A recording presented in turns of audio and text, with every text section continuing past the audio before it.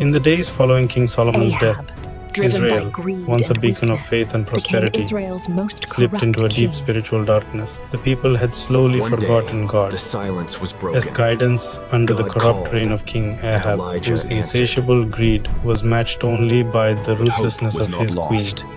Jezebel. In the hills of Altars Gilead, dedicated to a lifeless voice idols cried out began in to dot the silence. land, sacred sites were abandoned, and the blood of God, his prophets, stained the soil. Yet, unseen and unknown to most, hope was quietly taking root. High in the remote hills of Gilead, God was preparing an answer. Elijah, a solitary man whose very name declared, "My God is Yahweh." Elijah was not what anyone expected from a hero. He was rough, bearded, and wore the clothes of a pauper. For years he dwelled in silence, finding solace amongst barren crags and whispering winds.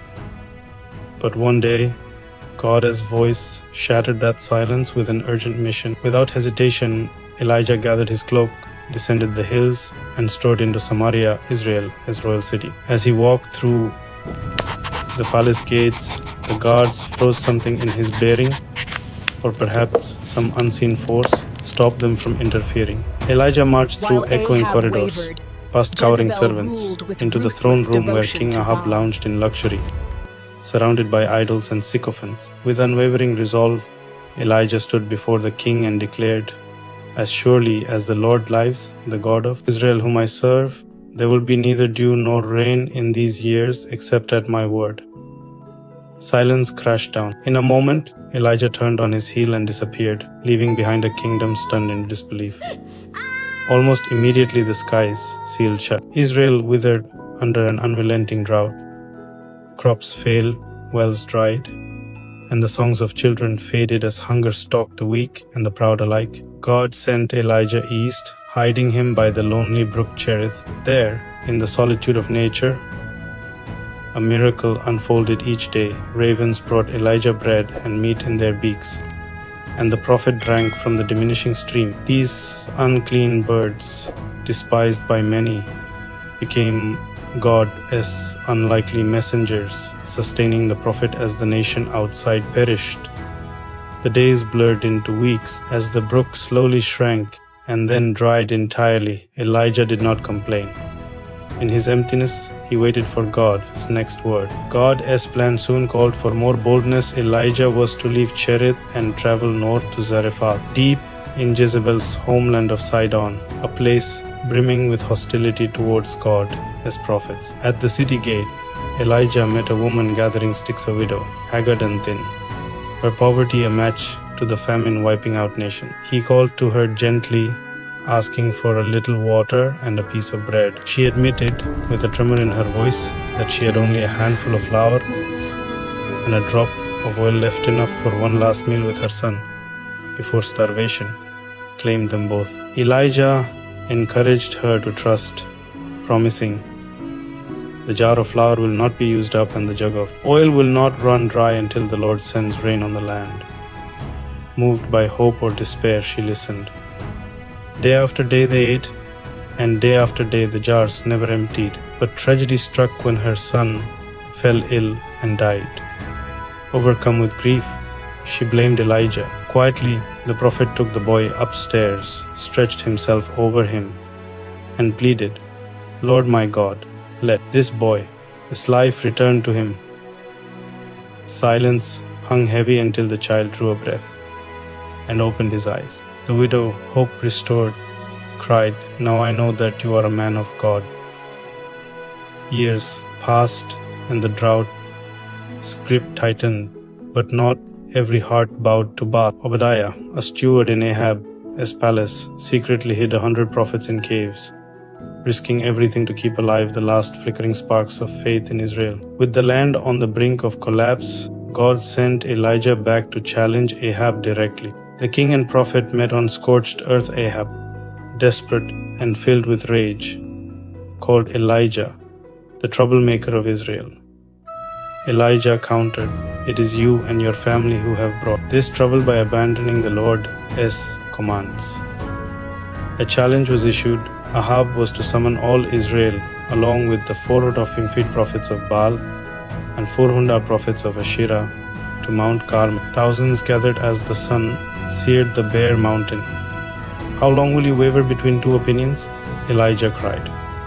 The test, 2 altars, 2 sacrifices, but no fire. Baal,'s prophets called, danced, and even slashed themselves in a wild frenzy. For hours nothing happened. Elijah, alone, rebuilt the Lord's ruined altar with 12 stones for the tribes of Israel, doused the sacrifice with precious water, and called on God. Instantly, fire from heaven consumed everything: meat, wood, stones, and even the water.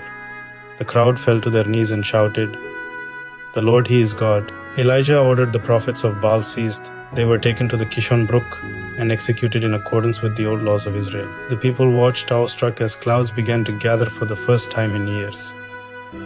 On Mount Carmel, Elijah bowed in prayer, sending his servant repeatedly to scan the horizon. It was only on the 7th attempt that a tiny cloud appeared.